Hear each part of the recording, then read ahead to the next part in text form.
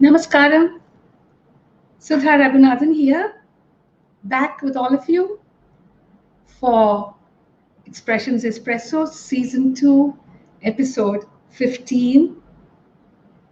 It took me quite some time to go through all your comments, your feedback on Solomon Aya's show.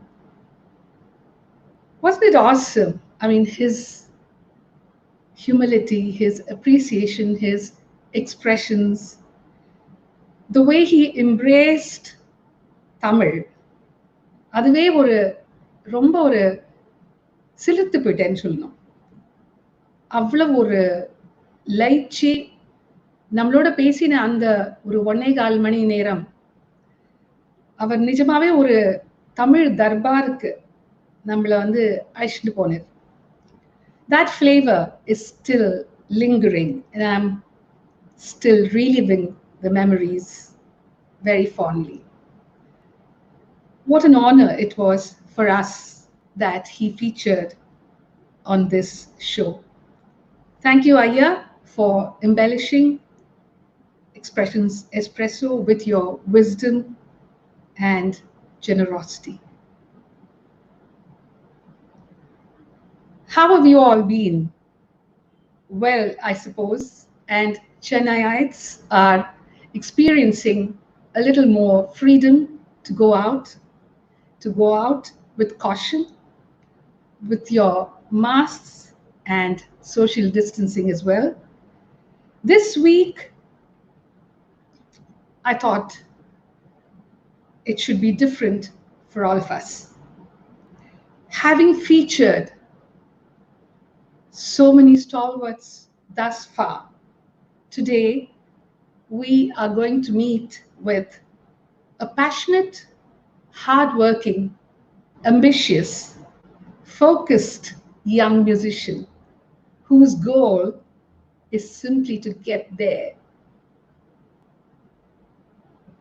I have interacted with so many young, brilliant minds within our music fraternity, Carnatic music fraternity. And I feel very overwhelmed with the commitment, the focus, and the hard work that young musicians exhibit. That is surely a sign of progress, of growth and positive growth. No doubt, Carnatic music is in good hands, and I'm sure all the parampariyams, the legacies, will continue to flourish gloriously. Having said that, it is also, the scene is also impressive when we look outside of our country. During my many trips to the Western and Eastern countries, I have been bowled over with the talent that youngsters come out with. To be outside of their motherland, learning to lead lives in a foreign environment, and yet be so deeply rooted in the cultures of our country, that requires a lot of grit and sweat. Spreading our art to other places around, making the circle wider, it is indeed very, very satisfying to see youngsters toiling for the sake of our art. Now about our guest for today. He is one such messenger of music. The owner of an amazing voice that flits with ease, traverses across octaves, across all genres. This youngster has made Toronto his home. He is a powerhouse of talent, a finance and management specialist, trained in Carnatic, Hindustani, and Western classical, adept at sound engineering that is of immense value to his profession. This versatile youngster literally breathes music. With extensive tours and a kitty full of awards, his zest and zeal to learn, propagate, and enjoy music continues. And it looks like it will make him explore newer vistas. I would also say he is a good example for the determination that is required in the younger generation to make profession important, to make music as their profession important. The other side of this vibrant young man, well, he enjoys acting and the shooting environment too. A big foodie, loves Mumbai street food and gets into the kitchen at times to try out new recipes. He loves being a brat and a completely goofy kid at heart. Who doesn't? All of us love to be that little child at certain points of time. And I think that's what keeps our energies renewed. So here we are. I have great pleasure in welcoming the very talented Abby. Hi, Abby. Namaskaram. Hello, everybody. Hello, Sudhaji. It's such an honor and such a pleasure to be here. And what a coincidence, we're matching. Yeah, I just saw that. Yes. Blue and blue, huh? Wondering if you had a peep. You never know, perhaps. But thank you for that lovely introduction. What a beautiful introduction. I mean, and coming from someone whose music I can't tell you, I've adored, I have, followed and studied for so many years. It is an absolute honor and a pleasure to hear those words from, your idol. So thank you so much for that. I'm humbled.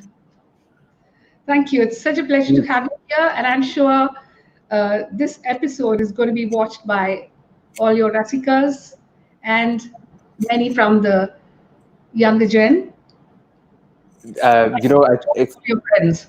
Expressions Espresso is, I've followed all the episodes, and each episode has, the greatest of artists, and it's your greatness that you've invited me, much junior artist who's just begin to, share some thoughts, and it's definitely your greatness, and I'm extremely honored to be on the show.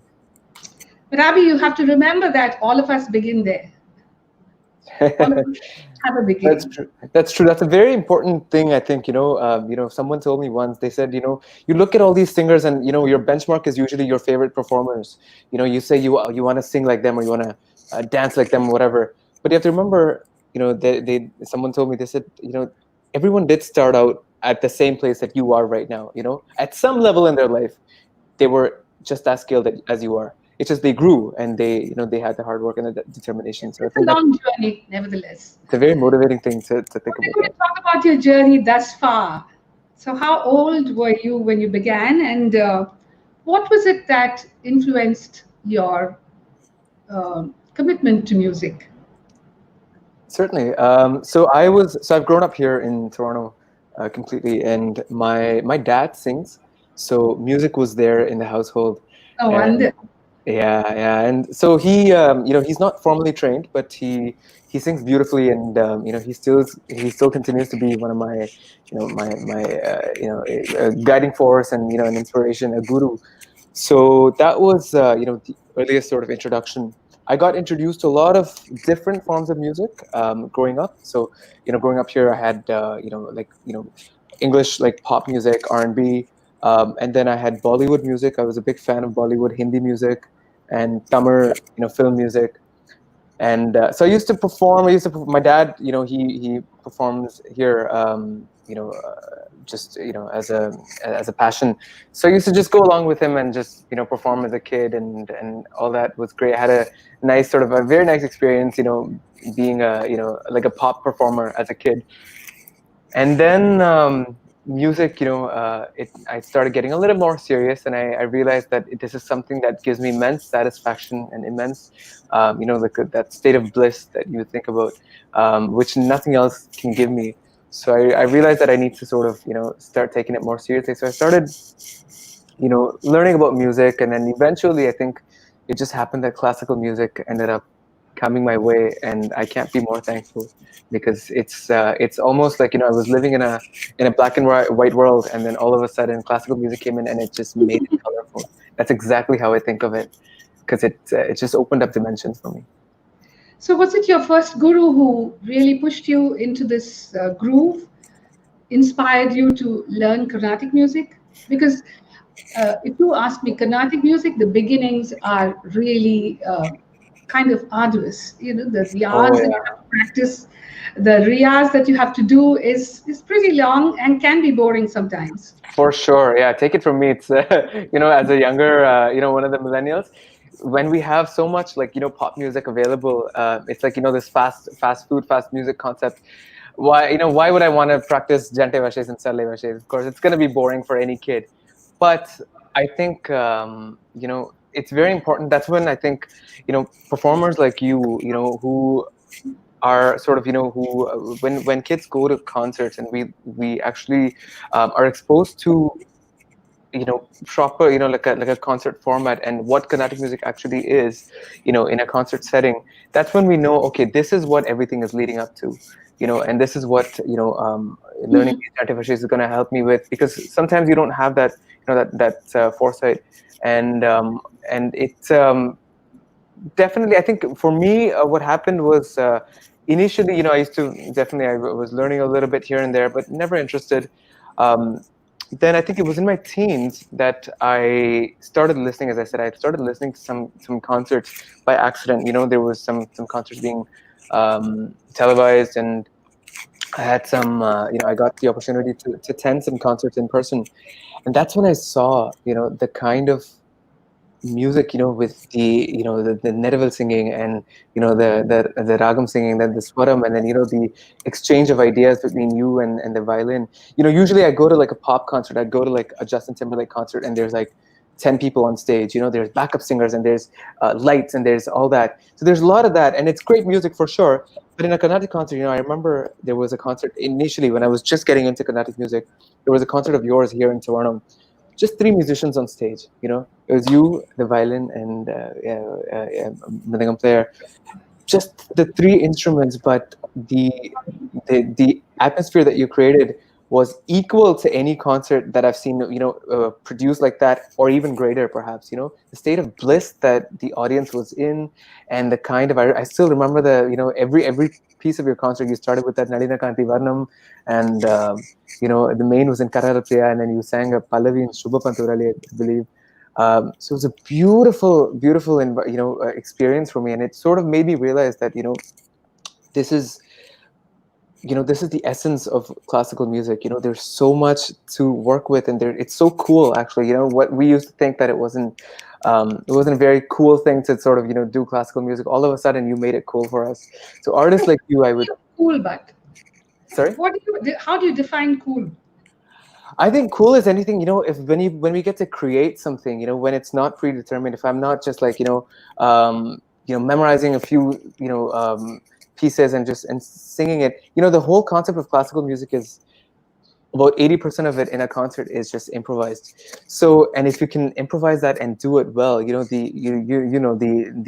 bliss that you get, when it lands, and it's sort of, your idea that you have up here, when it sort of comes across and it connects with the audience, there's no better feeling. So when I realized that was the power of classical music, especially at a Carnatic concert, that's when I started taking music more seriously. And I would say, a lot of the tail end pieces of a concert, like the bhajans that you sing, and Kurendra Malay, and the abhangs that people sing, and everything. I think those were great entry points for me. because it sort of bridges that sort of that the audience who's used to pop music but wants to come into classical music. It's that beautiful entry point, and then eventually you start to realize, okay, Kurian Rumale, you realize that, okay, this sounds like Mere Nana Savan Bhaga, which is a Hindi song, Shivaranjani. And then you start realizing, okay, Shivaranjani la idum irukku அந்த மாதிரி சொல்லிட்டு you start understanding ragas, you start understanding talas, and then composers, and then the different types of songs. So yeah, I think it was a very beautiful, beautiful journey of learning classical music. Nice. You said so many good things about me. I need to give you a bouquet of ragas. That's so sweet. To welcome you to the show.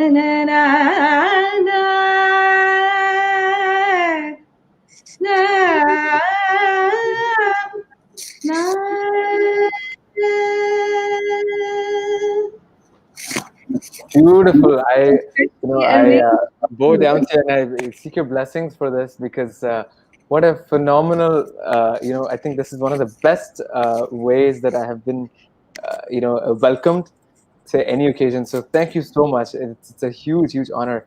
And how beautifully you, just all of my favorite ragas.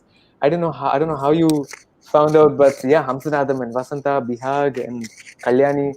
Thank you so much. I have goosebumps already. Thank you.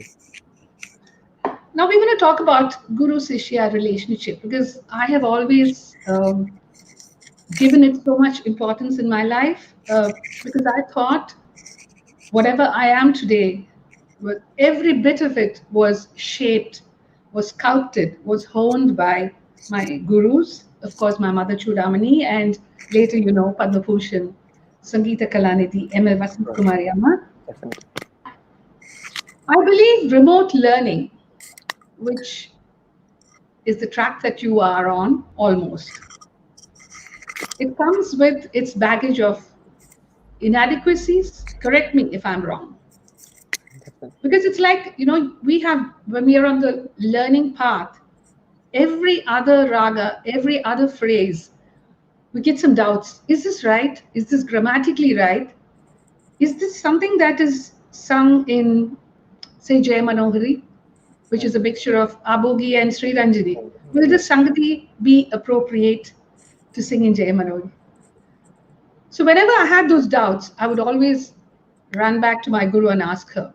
Of course, they weren't too often, because MLV Amma believed in self-learning, and it was like, this, you have to get your own doctorate.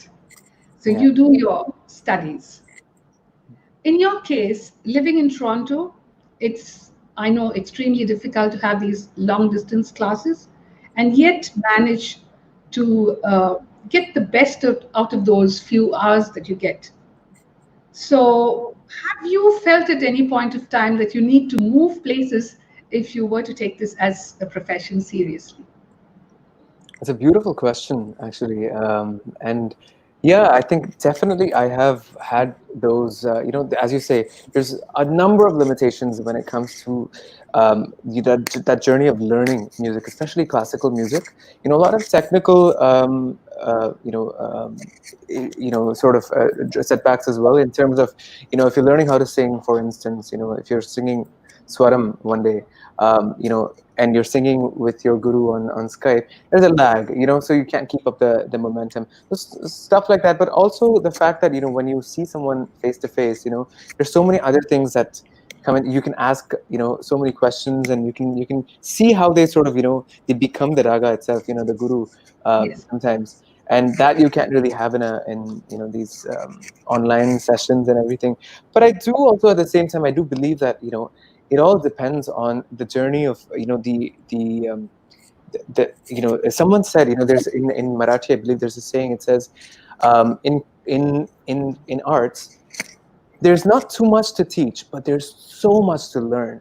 I think that also resonates with what you said about with with ML, where she said, it's about the student, and the student has to take, the responsibility, and it's their journey completely. No one can really, make you like classical music. No one can make you practice it enough. No one can make you internalize it. It's all about, your relationship with that, with that art form. So I think if there's a will, there's a way, for sure. And there's been, like a song, like you said, Jay Manohari, so I would learn all these songs. I learned these ragas by, just going to a concert, and you'd sing, Yagna Dulu or something, and I'd learn, okay, this is this raga, okay, this is how it goes. A lot of these things I would sort of simulate myself, and there's so much, I think, we're lucky, the millennials, I think, because there's so much information available online. So much of it is available, and a lot of, of course, we have to decide whether it's credible or not. And especially, I think now it's a little bit better. But when I was, let's say about 5-10 years ago, there's still a lot of information that wasn't, perhaps technically correct. But you have that guru to sort of, and I think that's where the guru comes in very, very, it's very important part of the learning process, because if there are any doubts, like you said, you need someone to call and ask, okay, is this, I'm on this path, and this is how I'm processing it. Is this right? You need someone to sort of check, and say, okay, no, this is wrong what you're doing, and this is, this is the right path, and sort of to lead you on there. But that walk, you have to walk it yourself. So that's definitely there. And yeah, I think in terms of shifting to India, I was thinking, perhaps when I was learning, I definitely had those periods when I used to come to India and learn from my gurus there. Both my gurus, Srimati Raji Gopalakrishnan and Srimati Ranjini, Srimati Gayatri. All three of them are based in India, in Chennai. So I would come to India and learn from them, and also have the opportunity to perform, at the season, the December season, all that stuff.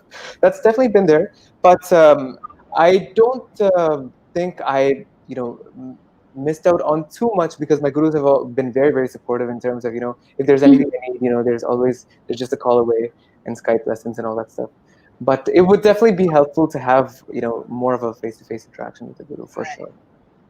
அப்ப சென்னை வந்தா தமிழ்ல பேசுதுமே. தமிழ் கண்டிப்பா பேசுவேன், தமிழ்ல. இன்னும் கொஞ்சம் பேசுங்க. டெஃபினட்டா பேசுறேன். உங்களுக்கு புரியும் நினைக்கிறேன் தமிழ். புரியுது பேசுங்க. Because my only exposure to Tamil is, the Tamil that I speak at home. I don't watch too many movies, so Tamil, yeah, கண்டிப்பா. தமிழ் பாட்டு நிறைய பாடுறீங்க, தமிழ் சினிமால இருந்து தமிழ் பாடல்கள் நிறைய பாடுறீங்க. அதனால தமிழ் இப்ப கரெக்ட்டா வரணும்னா தமிழ் அபியாசம் இருந்தா தானே வரும் இல்லையா? Definitely. ஆமா, it's such a beautiful language, and I have a huge fascination for languages, Hindi, Tamil, Marathi, Malayalam, and English, French, and all that stuff. So I love that. In addition to my, so that's why I think I like different styles of music also. A lot of youngsters are now choosing music as a career, though they do run into trouble at at some points. Like there are crossroads when the opportunities are suddenly dropping a little for various reasons. But I think they gather that momentum with a little more hard work and focus. But I really believe it takes a lot of guts and a kind of a positivity to take uh, music as a career, because initially you I can say it openly, you don't earn so much. When I go back to my old account books, That's right. my diaries, and I look at what the accounts have been, Nice. I'm so surprised that my family even supported me beyond all this and allowed me to walk this path towards glory, thanks to my guru. Absolutely. But it is important that we need to be financially sound as well when we take up a profession. That Definitely. is what is the inviting factor, I believe. And also, opportunities happen when they happen. Yeah. Every concert, I think you have to prove yourself, and then 10 people go and talk about it, and then another sabha calls you, another organization calls you. Yeah. You make your own, little FB lives, all of that. Yeah. That's right. So, all this put together, I've summed up what it is to start out in this profession as a youngster. So, what was the drive that you had to be so certain that music was your calling? Certainly, I think for me, as you said, growing up here, it was music was definitely something that, especially because I'm so rooted in Indian music, I love many different forms of Indian music. So to take up Indian music as a profession was definitely something that I hadn't really considered too much because I'm not from India. I don't know too many people in the industry. And definitely, and I've heard stories about how it's definitely difficult. And music is definitely something that's, any art form for that matter, is subjective. One person may like it, one person may not. So you don't have that, it's not like a guaranteed, no matter how much you study, no matter how much you practice, sometimes that connection is there, sometimes it's not, with certain members of the audience. So having said that, for me, it wasn't as if I knew that this was going to be my profession, and I never practiced with that in mind. And I think that's very important because when I was learning, my only my only focus was on the music itself. So I love what I sing. I absolutely love it. I love the ragas that I sing, and I love the ghazals that I sing, and the Hindi songs and the Tamil songs, and whatever I sing, it's for my own pleasure that I learn it and I sing it, I internalize it, and whatever I post it and all that stuff. Whatever happens, I think it's just a bonus for me, very, very honestly. And a lot of it is also, as you said, things happen at the right place at the right time. So having that sort of initially having that uh, the expectation of I'm gonna earn this much, or I'm gonna be at this position by this this stage, perhaps might hinder your learning of the art form, I would say, initially. But it's also at the same time very important to have that focus, to know where it's all leading up to. That's also very important. And to be for me, I think the decision was made once I graduated. So I got a degree, as you said, in finance from the University of Toronto. And once I did that, things, I got invited for a reality show, and I ended up winning that. And then, and then I've had many, wonderful sort of, advancements in the career in terms of a lot of blessings and a lot of people getting in touch. And, case in point, with you, unexpectedly one day I wake up and, I get a message from you saying, would you like to be on the show? So these are huge blessings that I think are there, and that made it easier for me. I think like a few months ago, Ghulam Ali Saab just shared and commented one of my posts. There's things like these, and you're all inspiration. So things like these sort of validate you in some way, and say, okay, perhaps you're on a right path. And I think that helped me make my decision and say, okay, I'm gonna go all in and take it up. Let's look at this situation. I mean, there's lockdown in every country, every city. Yeah. Do you face any challenges in this current situation? And now that you've chosen music as your profession, how do you think your plans are going to be going forward? And also, there's a B in this question, an A and a B. If diversifying into so many genres, does it become an impediment for you to be recognized as a Carnatic musician, as that true blood? That's right. It's a very nice question. So I'll answer the first part, which sorry, yeah. So about the lockdown and the challenges. In fact, I'd like to, if with your permission, I'd like to. I'll save my thoughts, and I'd love to hear your thoughts as well on this. But definitely, I think it poses a lot of challenges for musicians, especially people like me who are starting out, because for instance, in my case, I had a bunch of tours and some travel and everything planned, some sessions with musicians, and everything got postponed now. But then again, I think challenges are there in at every. I'm sure you've faced Oh, challenges yeah. coming up, and everyone has, I'm sure. And this is certainly something that the whole world is facing right now. But I don't think if we let it bring us down, and if we let it sort of if we just say there's nothing I can do now, and I just have to sort of give up, that perhaps because you have to realize that everyone is sort of going through this. So every industry is affected by it. So in terms of I think you just have to make the most out of it. For instance, in my case, I had a lot of, as I said, I had a lot of sessions. I had planned a lot of music projects that I was going to go into the studio and record with a few musicians. I couldn't do any of that right now. So what I decided to do at the same time, I decided to make these a cappella arrangements, with all vocal. So since I don't, professionally play any other instruments, I decided to, take this opportunity to sort of get into that. So I think it's up to and it's easier said than done for sure. I have the resources, so I do that. Not everyone might, have the same the same resources that I'm talking about. That's definitely there. But I think as I said, it all goes back to that love for your art. So if you feel that it's within you, and you can't, it's not something that can be affected by things like these, then I think just go all in. And Wonderful. Yeah. yeah. Lovely. And And the B? and the NB, yes, which was my exposure to different styles of music, and the fact that I do a lot of different styles of music.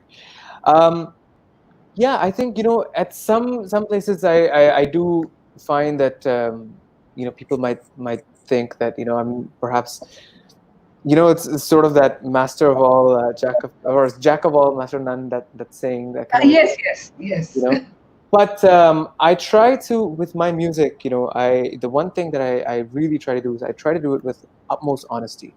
If I'm singing a ragam, I'll make sure that it's authentic, and it's not deviated, with it's not diluted in any way. And that's very, very important for me, and that goes not just for classical music, but also for if I'm singing a ghazal, the and the Tamil ucharipu அதெல்லாம் கரெக்டா இருக்கணும். And the that herav that we have, for instance, in film music, we have vibrato singing, which is so abhi na jao chhod kar ke dil bhi bhara nahi. So that bhara nahi will not be flat like a Carnatic. இப்போ நம்ம பாடுறத வந்து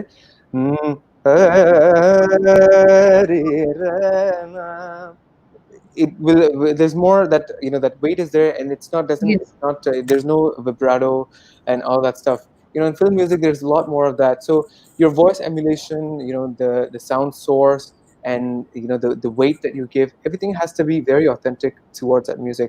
And I try to, to the best of my ability, I do try to bring that about in whatever I do. Of course, I'm open to criticism, and if there's anything, if and people are going to feel that, some perhaps, this wasn't, pronunciation in this song wasn't right, and perhaps whatever. But, rest assured, from my end, I'm trying, this is definitely, I'm trying my best to be as authentic as possible in every style of music that I do. I'm happy you accept criticism that way, because my guru always used to say, when anyone criticizes, just take the good things in that criticism. If it's really nasty, just forget about it. Don't get perturbed by it. Definitely, yeah. I No, think criticism is the right of every person. So you have to face it. absolutely, yeah, absolutely, definitely. And as I said, it's very subjective, and not everyone has to like your music or your art form. That's definitely not there. I don't like everyone else's music, so that's definitely that's definitely their right. And and if there's, you should be open to hearing, their points. But coming to that, I'd love to, if I may, I'd love to ask you about, what you feel about the younger generation and what we're going through right now. Of course, we have the pandemic right now, and there's so many challenges. But do you feel, in terms of, especially with regards to classical music, do you feel the presentation format, the Sabah cultures right now, we're not sure when it's going to go back to that setting again. Yes, yes. So what do you feel about the presentation of classical music? Do you think we should be open to sort of creative formats of presentation, like virtual concerts and these music videos and all that stuff that's happening? Also, is there a line, and if so, where should we draw the line in terms of presentation? Actually, many of us have been doing concerts online, Yeah. virtual concerts, and I think most of us have restrained ourselves from interacting with accompanying artists, in a sense, for the simple reason that you need to maintain social distancing. Mm-hmm. And if you have to sing with accompanying artists, you have to be sitting quite close to them. Mm-hmm. And it requires a space where there's enough place to move around. Mm-hmm. Uh, Quite some difficulty there. That's So right. I think many youngsters have been singing from home with minimal settings that they have. Some do have sophisticated microphones. I think it works out well for them. It's good for them, and I think this time should be utilized to improve your repertoire, to improve your quality of music, to do your sadhakam, to listen, to listen. The Absolutely. more you listen, yes, the more you listen, the more wider your knowledge becomes. I've always Absolutely. believed in that. Oh Yeah. yes. And then, of course, to to be able to perform for the right people, for the right forums that are coming out with such concerts. But I think the exposure needs to be balanced, not just go overboard with it, because Mhm. everything on social media is like the attention span is so short. That's right. If you're there every day, people are going to think, oh, if I miss this person today, it doesn't matter. She's going to come back with a Yeah. different concert tomorrow. Absolutely. Yeah. So I believe that one should make one's music precious and wait. This is not going to go on forever. I really believe that. And I believe the God Almighty will definitely bring a closure to this, whatever, pandemic. And things will slowly return to normal. I'm not saying there's going to be a magic wand that we lift and wave and, we're going to be all sitting in sabas Definitely. with the AC Yeah. on. No. Yeah. Yeah. But then it will slowly get back to normalcy, and we need to wait for that, not be in haste and put ourselves in danger. That's very important. So I think each artist needs to decide for themselves what Definitely. I should be doing. What am I doing the right thing by taking on this commitment? That's right. So I'm no one to really say what should be done or to Absolutely. lay down the rules. Yeah. But I think we're all responsible enough to make our decisions. And I hope every musician, every artist, everyone in the art field does think about it before jumping into a commitment. Because Definitely. people will ask us, do this, do that. But then is Mhm. it right for us? Yeah. That's up to Absolutely. us. Absolutely. So I'm going to acknowledge these people who are watching us, Abby. Sure. Thank you for watching this show. Padma Ravindran,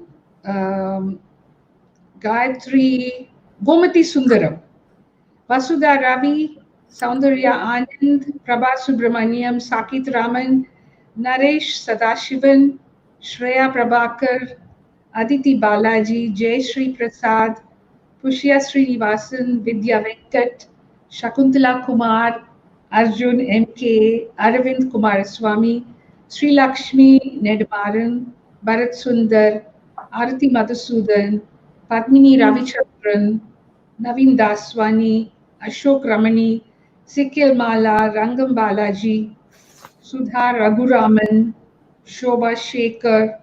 Wow. And there are quite some musicians here. A lot Quite of a artists. few, yeah. Shout out to everyone. Would Absolutely. you like to say something to them? Yeah, definitely. It's an honor that you're all watching. So my sincere my namaskaram to everyone, and thank you so much for the support. Savitri Jagannath Rao, ma'am, would like to know your full name. Abby. A lot of people, I think, a lot of people already know. My name is actually Abhishek, but I think as I always say, Abhishek is a new Rahul in India.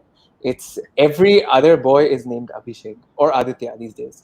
It's either Abhishek or Aditya, one of these two things. So with Aditya, most people become Adi, and Abhishek, I wanted to be a little bit different. So I said, okay, let's go with Abby, because growing up here, a lot of my friends would call me Abby because Abhishek's too difficult to pronounce. So they called me, and this was the spelling ABBY. So I thought, okay, let's go with this, and within the Carnatic industry itself, there's quite a few Abhisheks. There's the great Abhishek, Yes. of course. So I thought, okay, let's go with Abby. So Aditi Balaji wants to know something. Just listening to concerts is overwhelming. It's an experience that overwhelms the audience, Yep. and you get quite lost in the ragam and talam. Are there any tips that would help us focus and actually learn from concerts? I think it's for both of us, but you can answer. Definitely. No, please go ahead, and then I'll It's what tips can we that would help us focus and actually learn from concerts? I think you should answer, Abby, because you watched a lot of concerts in Toronto. yeah, You learned from the concerts. definitely. I think you absorbed so much music that it has kind of brought a foundation to your own music.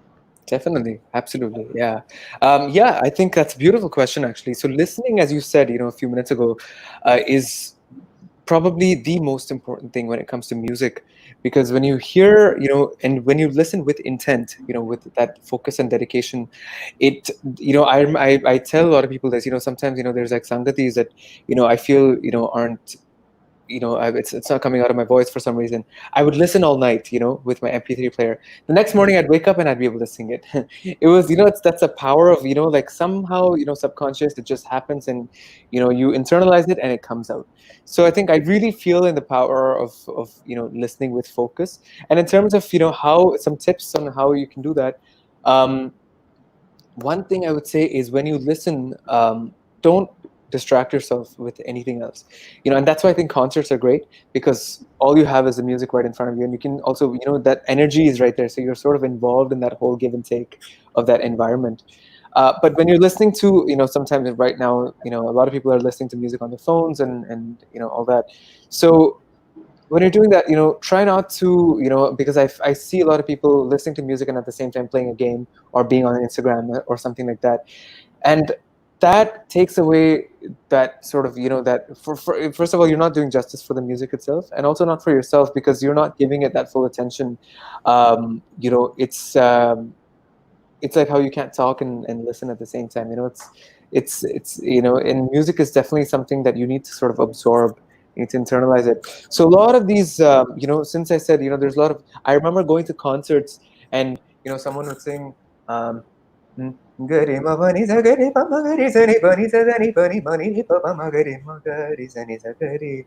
So I'd come back, I would be like, I'd listen to that raga for the first time, and I'd be so fascinated. I'd be in love with the raga, and then I'd come home and I'd actually like, I'd play it back in my mind, and I'd remember that it went sa gari ma instead of sa re ga ma. So I would Google Sagarima Panisa, Sani Pamagarisa. And then I realized, okay, this is Nalina Kanti.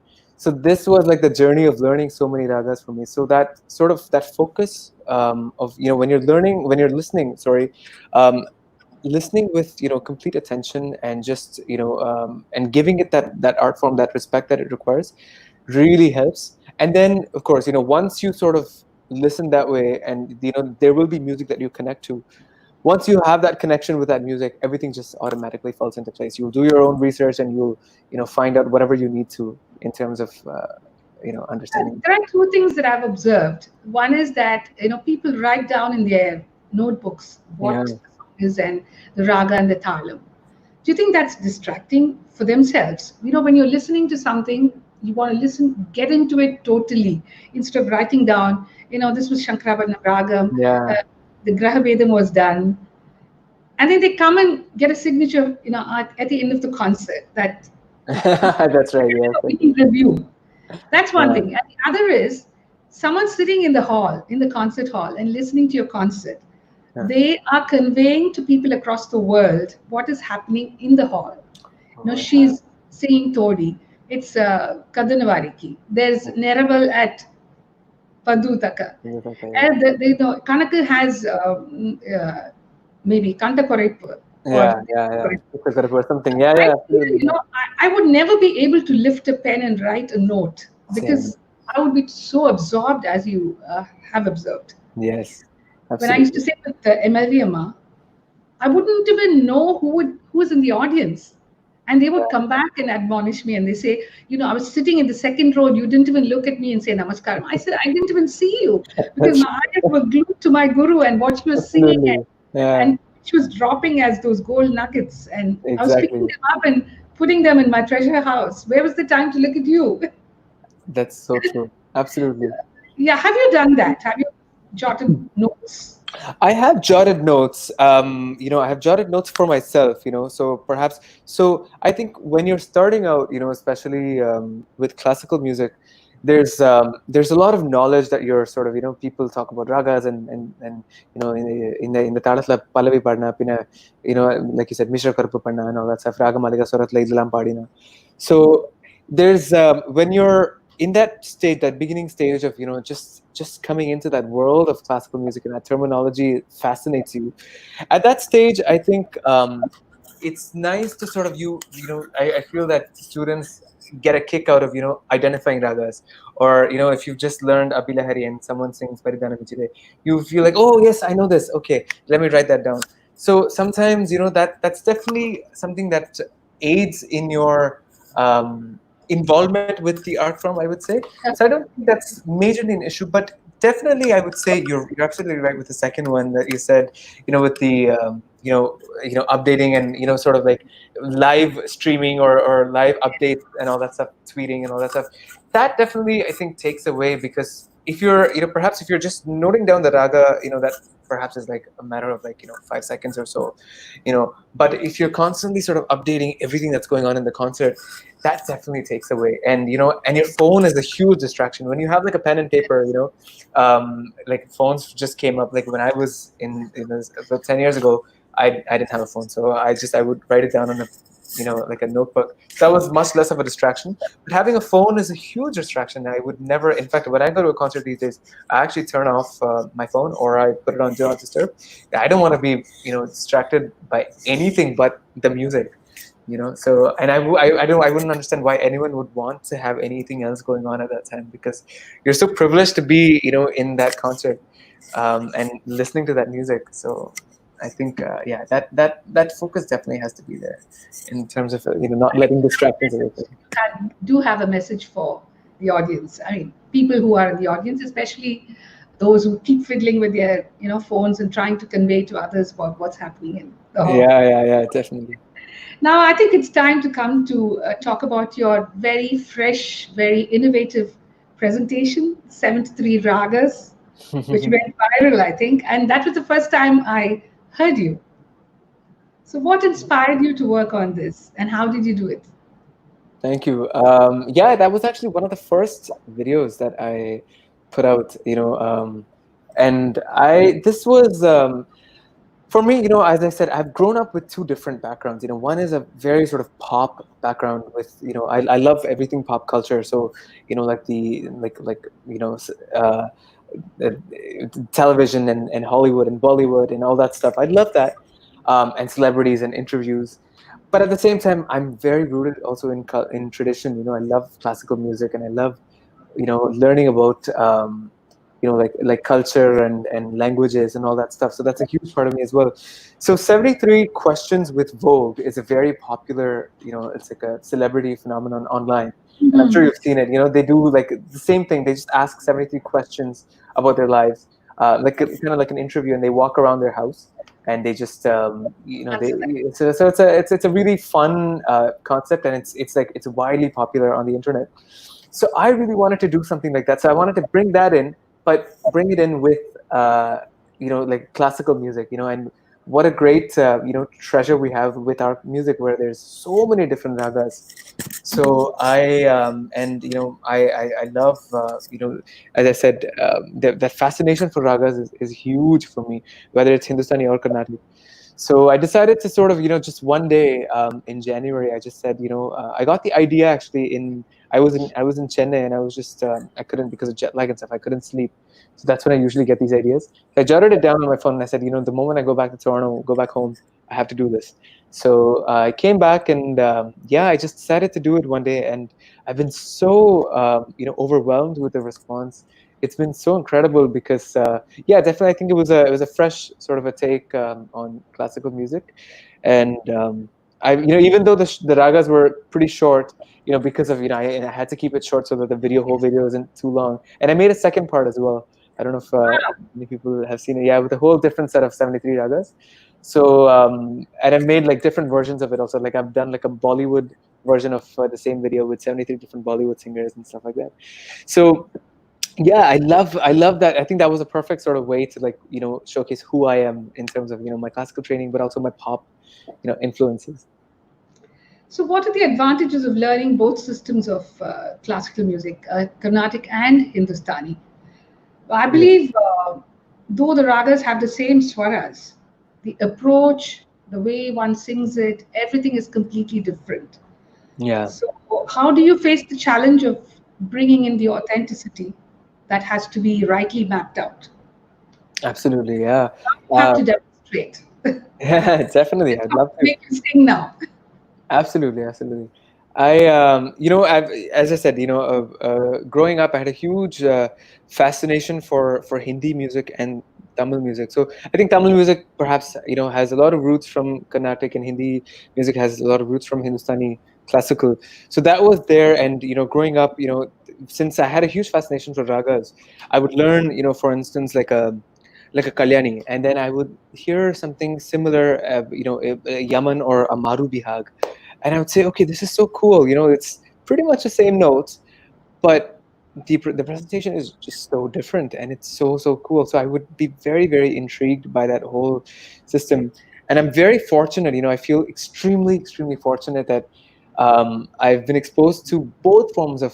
How lucky are we Indians that we have Yes. two forms of classical music? It's like it's double the joy.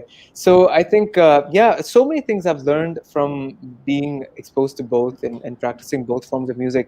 So many forms of um, everything from the rhythm, the tala cycle, like Hindustani music, the emphasis, everything sort of is the emphasis is on the sum, like the ardi, as we say in Carnatic music. Carnatic music like number when this that start point is நம்ம எங்க எடுக்கிறோம் அது, that's very important, அரை இடம் and முக்கால் இடம் and all that stuff. And in terms of the presentation of the ragas, I find a lot of in Carnatic music, a lot of similarities also with the language. We look at South Indian languages. A lot of them, we don't have a lot of these loose, the airy sounds. We don't have bha, dha, dha in Tamil so much. Correct me if I'm wrong, but I think it's more sort of Say it crunch again. Tha, in is it? dha. Tha? Yeah, in Tamil, it's more sort of a it's Yes. yeah, Not so. it's more of a we have the hard sounds, thai, and it's a lot of, we don't have the h in there.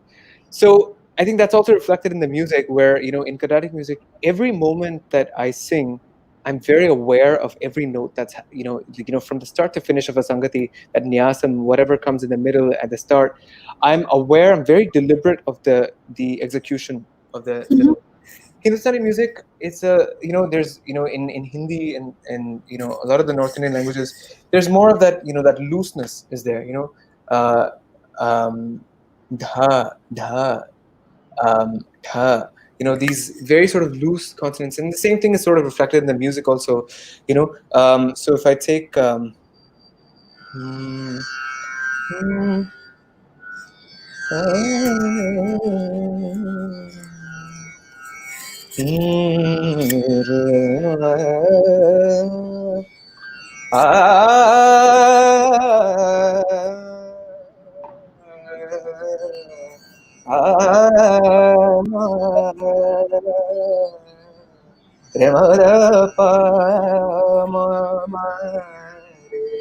Surag Sham Kalyan, Hmm. in so these sangatis,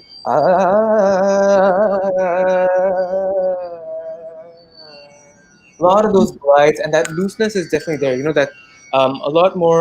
They say thera, which is And that. also the tapering of the note, it almost goes Absolutely. to nothing. Yeah, exactly. And then if I take a, like in, for instance, Kalyani,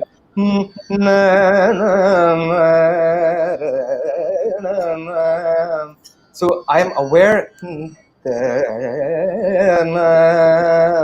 until that very end. Yes. I am on. I can't just let loose like and the okay. ஆமா. Let it. லூசா விட்டா குரு என்ன சொல்லுவாங்க, தேசலா இருக்கு அப்படின்னுவா. தேசல் சத்தம் போடாத. புஷ்டி Absolutely, கட்டணும் absolutely. அப்படின்னுவா. Exactly. So that's that's and that's a very beautiful aspect of both forms of music. You know, Hindustani music teaches you about that immersing in that rag and letting it breathe. In a way, you let the rag sort of take the course of let it have a life of its own. Carnatic music, you are the one who's taking the raga forward. It's you, it's your voice that's the vehicle throughout the journey, and so well, not I wouldn't say contradicting, but these two sort of schools of thought are beautiful, and when you um, expand on a raga, sometimes perhaps even if I take a raga that's like a Nalina Kanti or Natakunji, which is not so popular in Hindustani music, or take up a raga like Sham Kalyan in Carnatic music, which is not so there, which is not so prominent in Carnatic music. Um, these influences, I think really sort of help. If I sing a Sham Kalyan, for instance, if I'm singing a Ragam Tanam Pallavi, and if I Hmm. sing the Shamkalan at the end, I'll have those influences in there, and I think that makes for a nice sort of a variety. Somehow it has a nice flavor. But at the same time, if I'm singing a Kalyani or if I'm singing a Todi, that's very prominent in Carnatic music, I'd never dilute it that way, and that distinction is very very important. So when I was learning Carnatic music, I made sure that I didn't have that. Um, can you hear me fine? I can hear you fine. Yeah. Yeah. Is Okay. something troubling you there with the? No, because I had the tanpura on, so I thought maybe the. Oh no, no, yeah. Yeah. No. Yeah. So I was saying that when you're learning, it's very important to have that to be to learn and be with that music in isolation, for at least a period of time, so that you internalize the authenticity of that music. That's very Yes. important. If I grew up with 10 different forms of music and I learn every one of them, Hmm. there's definitely I'm sure people can handle that. It all depends on the individual, but some more or less I think you get confused by the different aspects. For instance, in Hindustani music, another point is a lot of the improv that we do, like the tans that we do. I'm of course I'm not generalizing, but most of the time you'll end on the sa, on the no, on the kir sa, the kharaj. So Sham Kalyan again. पायल मोरी बाजेरी पायल मोरी आ पायल मोरी बा கீழே முடிக்கிறது even though it the song starts in ma ga re ni sa re ma pa. So, or even you take uh, um, गिरी हूँ तो आसन गेली पासन एरी हूँ तो आ एरी हूँ तो आसन pamagare re pamagare nisa eri hoo to. I'm ending on the sa, even though the song starts on ma. But if you take Carnatic music, a lot of it depends on the song. Gari zari ga proche vare vare. Rizani na madari neri ki. First I ended on the ga, apram ma, apram sa re ga mada bhuvi nida sudane da. Nida madani gajavadana karuna sadana. இப்போ ஸ்ரீரஞ்சனிலே வந்து I இவ்வளவு எடுப்பு இருக்கு. காந்தாரத்தை முடிக்கிறேன் மத்தியம். So Yeah. அந்த மாதிரி so these different I think this training sort of helps you in so many different ways. Now when I go into a studio, for instance, if I have to learn a film song, and if I'm singing something, there's an improv section. This training from Carnatic music teaches me that if I have to do something, I can come back to that desired note, because I have that training. Hindustani music teaches me whatever you do, wherever you go, you have to come back to that one note, that desire, that sa. So these things I think go a long way You have your parameters defined in your head. Yeah, absolutely. So we're going to talk Hopefully about the first album now. First of all, yes. how Awesome. did it happen? And how did you plan what ingredients, rather, what content should go into it? Yeah, that I've also been I like composing music, and I like I think classical musicians half the time we are composing on stage, so that's a very sort of integral part of the whole process. And I'd like to ask you also, actually, you've also donned the hat of a composer recently. I'd like to ask you, but yeah, this album came about because I wanted to do something within that pop that realm, and I wanted to do something with the three languages that I usually sing in: English, Hindi, and Tamil. So I wrote and composed a set of 8 songs, and I also program. I produce music myself. So I produced the songs, and yeah, I wanted to sort of have that as a representation of who I am. So in that album, there's some hip hop elements, there's some R&B elements, there's like a very soulful, like a quintessential Bollywood number. There's a Tamil song which has some roots in classical music. So it has those 8 songs have different styles of their own, and I just wanted to sort of come out with my debut album should be like a clear representation of who I am and my background in music. So I came with that. But I'd like to ask you actually, about your experience with composing music, because I know that you, of Believe course, we have already crossed 1 hour. like I think I've watched some of your other interviews, and every time they Have say a after the follow-up 1 hour, they with say, Abby. oh, I don't know where the time went, and I feel the exact same way. I don't know where the time went either. So yeah, it's in the can. So we're still working on it. That's as That's brief right. as I can be. I We're going to see. talk about you now doing Panchagam, and Pariharam. Oh, that I see that movie that I scored the What background. happens in this movie? Yeah. Yeah, that was actually as a Toronto based. I'm working on a few other films as well. So that was I did the background score for that film. That was a lovely experience. I enjoy scoring for films, and I enjoy the process of working with technology to sort of produce music and having like orchestral scores and stuff like that. So that was a very fun experience. And I have a few other stuff coming out. So having been trained, or rather gotten yourself trained in Western, Hindustani, Carnatic, do you think it has somewhere opened out your voice in different styles? Has your vocal technique uh, improved because of all this training? Is there some message that you would like to give to youngsters as regards training?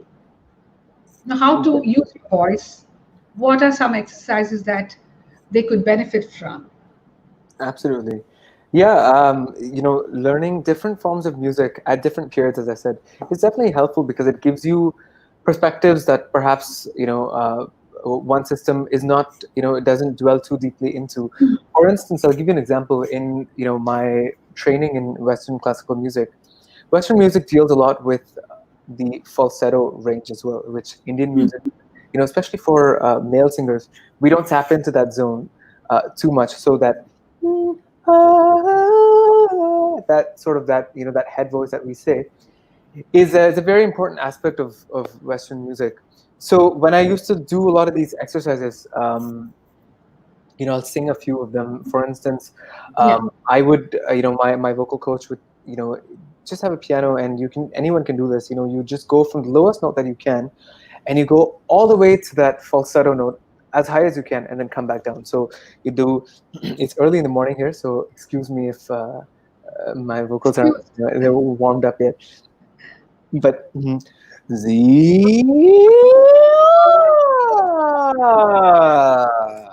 It sounds ridiculous, I know, but it's a very, very helpful technique because it warms up your voice beautifully. And if you notice, I started with my chest range, and I went up to that falsetto, and I came back down. Now, I think initially, you should do it once more. absolutely, yeah, for sure. Z.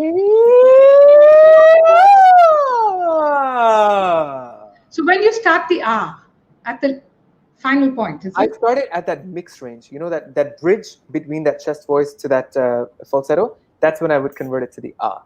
Z anga and the mix range alva. So the chest voice, and then there's that mix, and then there's that falsetto. So almost all singers have that falsetto range, and they have the chest range. Now the important thing being, you have to sort of fine tune that mixed region. That transition between the two has to be seamless. Initially, when I would do it, there would be a very clear distinction. It would be like Z, and so there would be, I wouldn't be able to merge the two. Once, and I had to do it a few months on end, and before I got the hang of it. And I realize now how important, something like this is. Now I do a lot of exercising, like we do our jante vashes and datu vashes, in our chest range, akaram laparum.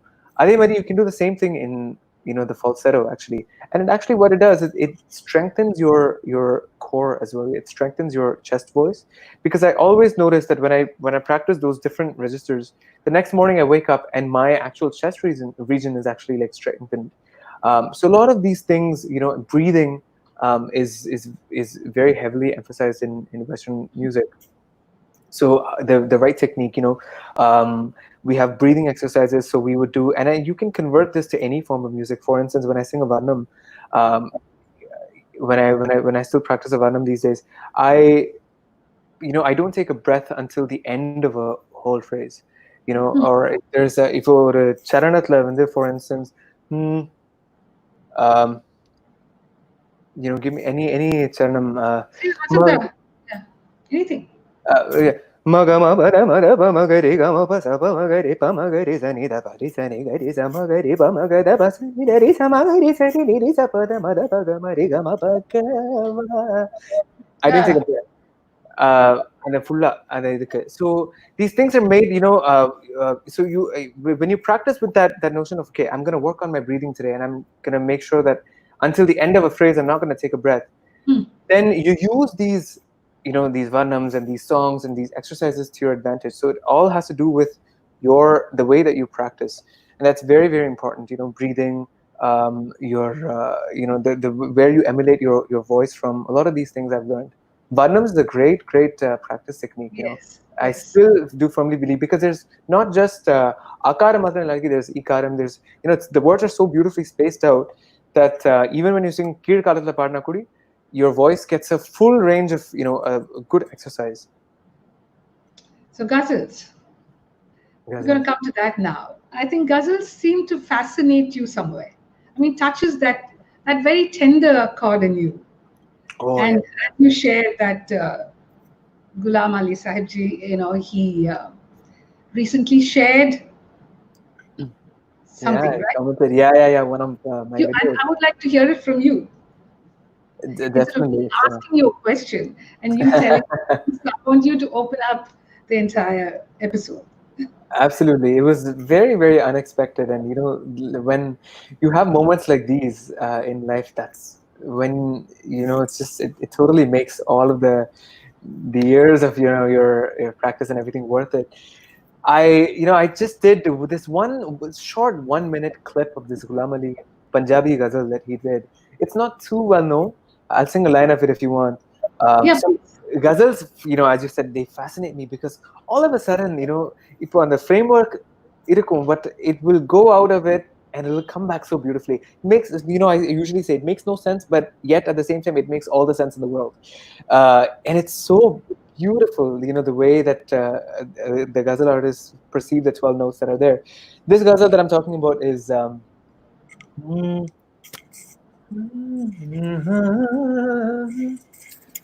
Avete, sorry.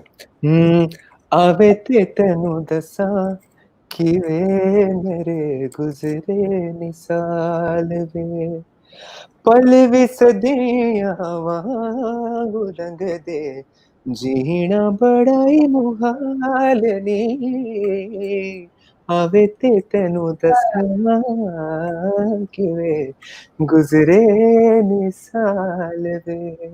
See how beautifully that line goes. जीना बड़ा ही मुहाल नी. And then that sangati, and then it comes back in, back to the so original. Yeah. beautiful. I mean, how it's his own composition, and I love all ghazals, especially his. I'm a huge, huge fan. So, so he saw this. So it was a very short, and I had no idea that he had, like, at least, when there's someone from the industry, you have some people who might know someone, they might have sent it, and the money. With this, I believe he resides in Pakistan. So one day I just, and it was a few months after I had posted, and I see a comment that says, "Both cool." And it totally, and this was at the start of the whole lockdown. It was, I think, in March, so that's when everything was starting, and I was kind of correct typo vandirukene. But I saw this and it completely it made my year, lockdown or not. I think my year's made with his blessing. So that was very, very sweet. I'm a huge fan of his ghazals.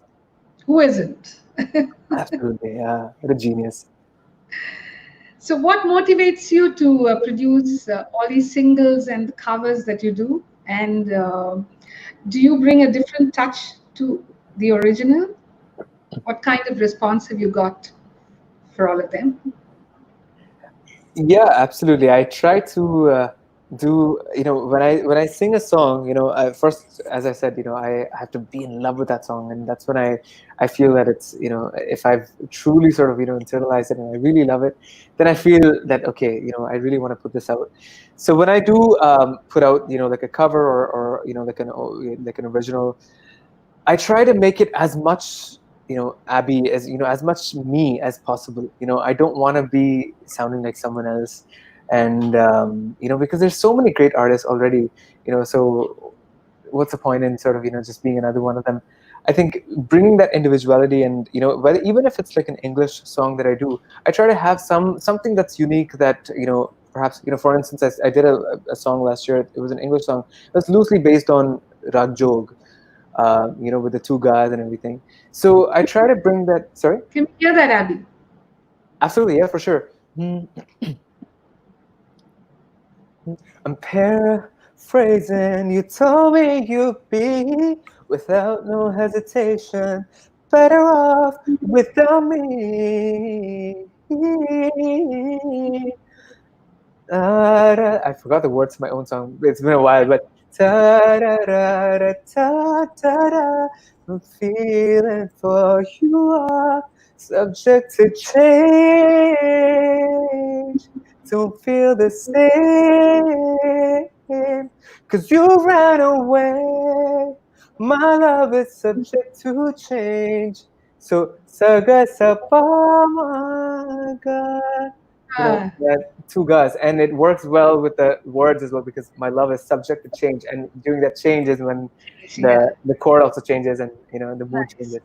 So I try to bring in these elements to whatever style of music that I do, my backgrounds, and even when I'm doing like a like a cover song, like I did recently with my dad, I did one which Nila a lot of people liked. Yeah, Nila Kaigira then Nilaveva. So I try to do these mashups, and the music and everything. I try to do it myself. I don't use like a pre-existing karaoke track because I feel that everything should be me. Like that whole presentation should be 100% Abby, and I like that. I really enjoy that whole process of have being in charge of the whole project and putting out sort of this is my take of this beautiful masterpiece. Mhm. Yeah. So you're a young musician. What's your message for young musicians? I'm no one says sort of but I'll just speak about my what I believe It's in. just your take. I know every Absolutely. single person will have a different Definitely. view of the whole thing, but what is yours? Because you seem to be very genuine about what you want to do, how you want to express yourself. Like you say, every song has to be Abby. Yeah, So, definitely. what is Abby's take on how young musicians should go forward? Definitely. I think the very the guiding force for me is, as you said, honesty in music. I have to be very truthful to music. I know if I'm, and that goes, that's on different layers. I think, honesty in terms of authenticity of the style of music that you're singing. Honesty in terms of, is this the best that I can do? Is this the absolute best that, reaching my potential? That's very important to sort of ask because, sometimes, we have these deadlines and there's all these expectations and if you don't post for a certain number of days people will forget about you and all these different things that you hear, but at the end of the day it's all about that honest that representation of music, and if you have that I think everything else falls into place. Being sincere about the art form and giving it that due respect is very, very important for me. If I do, a kacheri tomorrow, I have to make sure that I'm well equipped and I give that platform that the respect that it deserves. Same thing if I do a ghazal, if I do a Bollywood song, I will just because it's a song that I've heard and so many times and whatever. Like I've heard musicians like you say that made a minari, you would practice that song 100, 200 times. It might be a short 3-minute song, Yeah. but you've practiced it so many times, and why? Because it's that respect, and it deserves that kind of respect. That you need to know that song. If I wake you up in the middle of the night, you should be able to, give me the third Sankirtan song. That's what people used to tell me. So it's very, very important. So I think that honesty in music is, and every singer, I think every musician knows that deep down. I think they'll know what I'm talking about deep down inside because you have that sense of okay, is this, am I being truthful to the music that I'm doing, or am I just doing it for the sake of um, popularity, or because it's a trend or fashion or whatever. That's very important for me. I like to approach music that way and look at it and always abide by that very honest, very genuine space. We're going to take a few questions from the audience. Um, does making it big in YouTube guarantee the same success in real life? Very interesting That's question. from RS Deepika. I see. Hello, Deepika. I don't know. But speaking from, there have been quite a few examples of musicians, or not just musicians, comedians and actors who started out on YouTube and made it quite big. And today, I think we're very lucky to be living in a time where success isn't just with regards to okay, if I sing in a movie, that's if I do a playback, or if I sing at this sabha, or if I sing X number of concerts, that means I'm successful. Not really, and that's definitely still valid for sure, and there's a lot of merit to all of that. At the same time, there's different avenues of reaching an audience, and we should be very, very grateful for that. So YouTube, there's live concerts. Um, a lot of these avenues to sort of make it so success is definitely, I think, also subjective in that sense, but YouTube, one thing I would like to say is that this online sort of presentation of music, digital output of art, um, is A lot of it, is masked. Like for instance, if I'm doing something online, I might only do the stuff that is within my comfort zone. Whereas if I go to a live concert, there's a lot of other factors to play. Yes. So and your raw talent is sort of out in a whether when you go to a studio to It's record kind a of song. unleashed. Unleashed. Completely, yeah. So you have to be ready for that, just because of sometimes I've seen people who perhaps have amazing, like a video that goes viral and it's a huge success, but then they go into a different environment and perhaps they struggle because they might not have adequate experience in that, or perhaps they're not used to it as much. So it's very important to be equipped with the skills so that you can tackle all the main avenues of your art form. Yes. Few musicians here I want to recognize who are watching the show. Vittal Rangan, Aishwarya Vidya Ragunath, Ritvik Raja, Usha Rajagopal, and Gatam Karthik. Now we run to the rapid fire and then you have to sing. I'm not letting you do it without a medley of songs. Absolutely. Oh yes, for sure.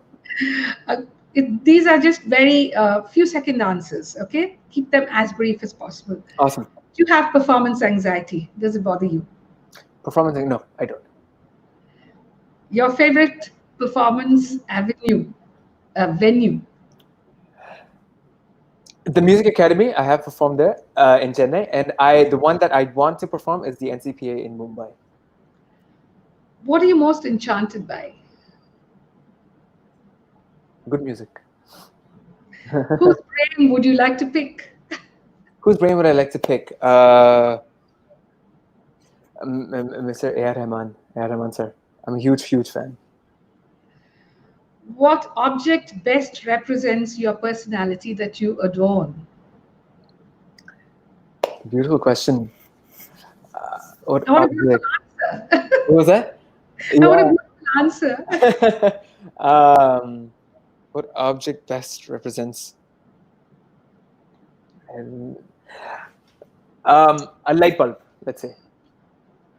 What's the first thing that you notice about someone when you meet them first? First thing, their smile. Smile. Do you like adventure sport?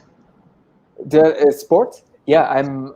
Yeah, I'm like I used to play hockey and basketball as a kid. Now I don't have so much time, but yeah, I still enjoy watching sports all the time. Do you like to go on those crazy rides in Disney World?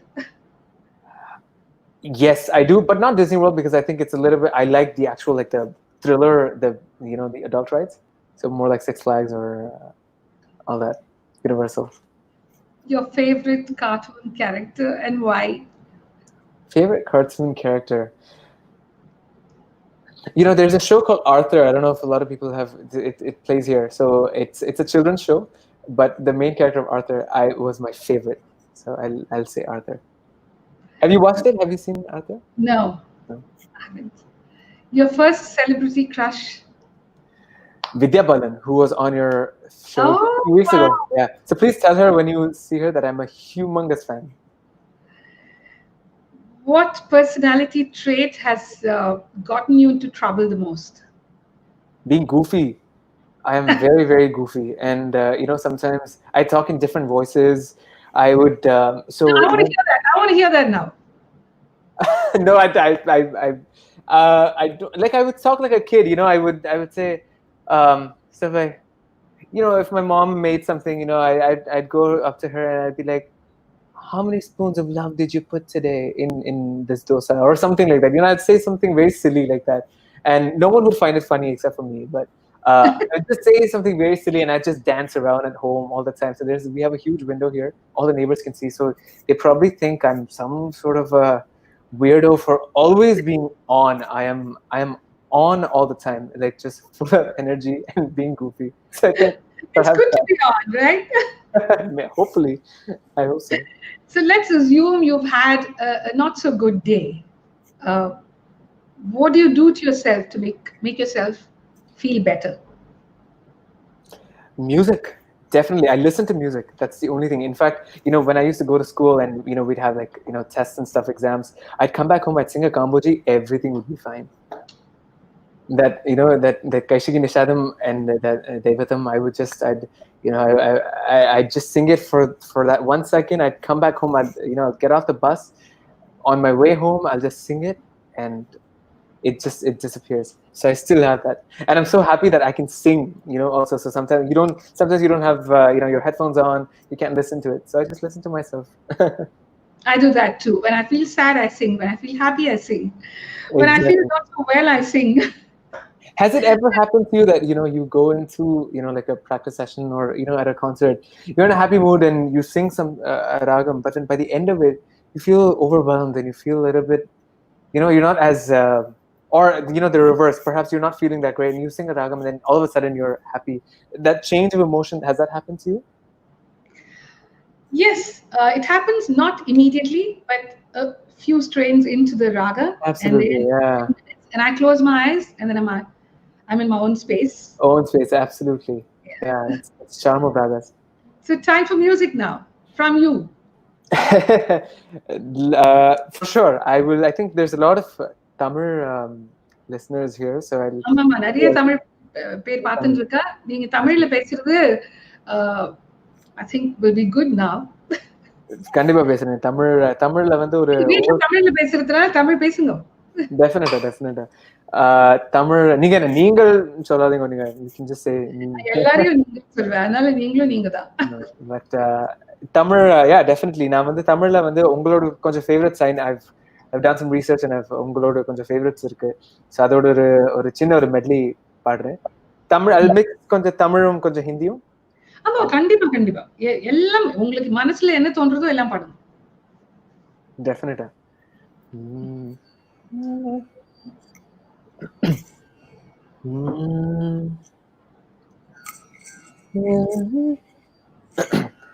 Okay, so I'll sing a medley of a few songs, and maybe what I'll so this is like a thank you to you for inviting me to your show. It's been such a pleasure talking to you.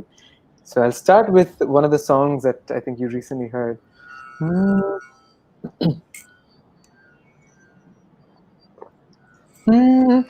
காற்று வீசும் வெயில் காயும் காயும் அதில் மாற்றம் ஏதும் இல்லையே, ஆவானும் மண்ணும் நம்மை வாழச் சொல்லும் அந்த மாற்றம் ஓயவில்லை, என்றென்றும் வானில் நிலா காய்கிறது, நேரம் தேய்கிறது, யாரும் ரசிக்கவில்லை, இந்த கண்கள் மட்டும் உன்னை காணும்.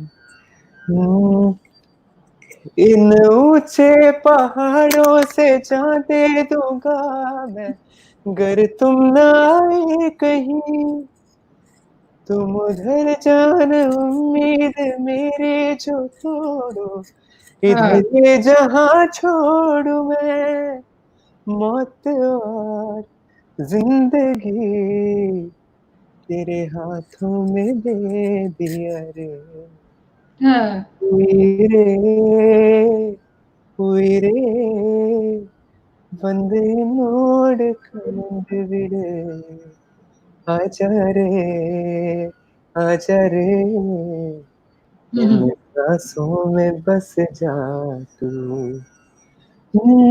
சந்தன தின்றலை ஜன்னல்கள் தண்டித்த நியாயமா நியாயமா, காதலின் கேள்விக்கு கண்களில் பதில் என்ன, மௌனமா மௌனமா. And I'll conclude with a beautiful song which I sang, I think, at the beginning as well. This is, I think, apt for the occasion. Apt for the, I guess, yeah.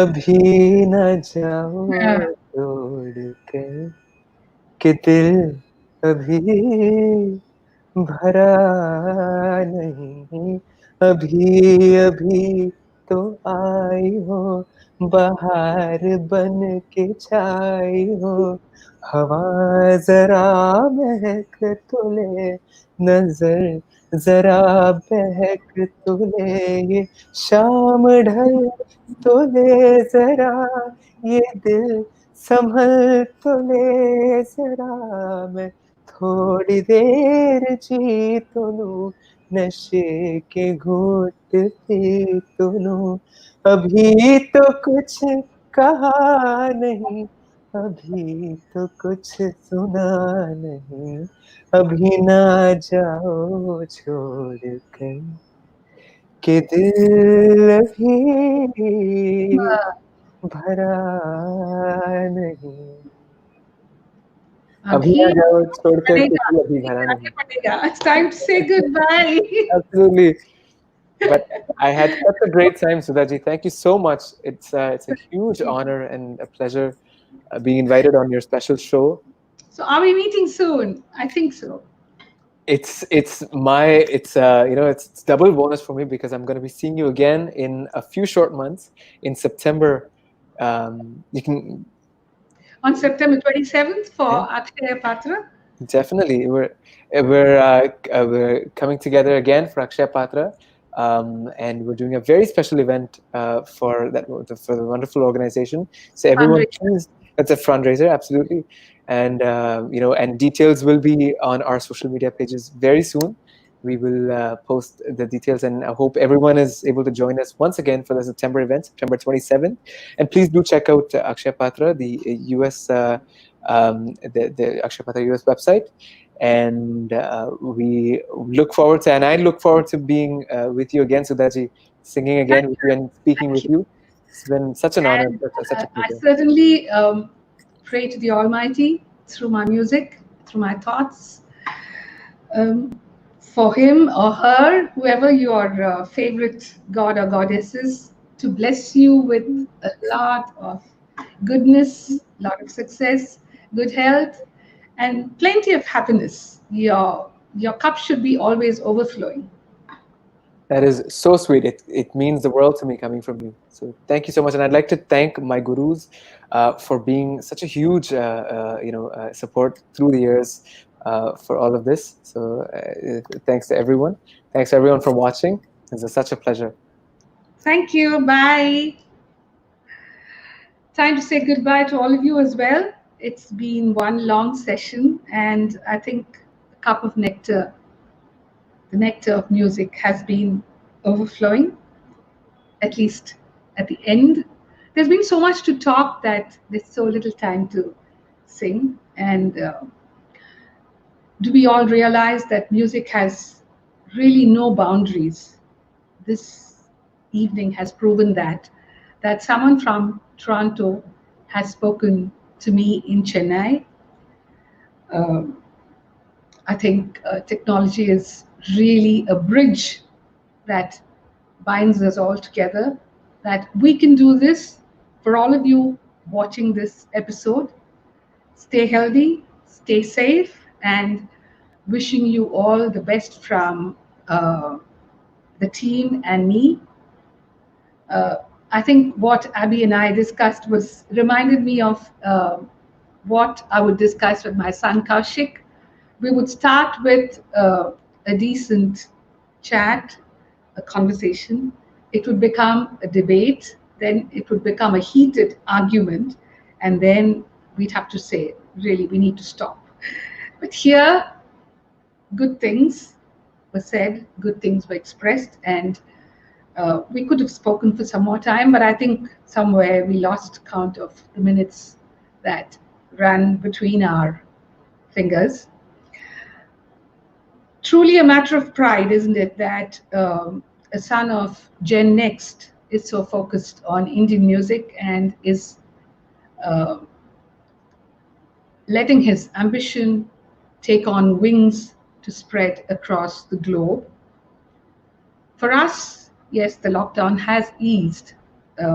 Yes, but I think the responsibility is more on each one of us to be more careful, also to build our own immunity, to follow the rules, and let's fight the pandemic and chase it away. We all want to get back to our routine, right? So let's work towards it positively. Do keep the feedback flowing and see you all until we meet again next week with another wonderful personality. Good night.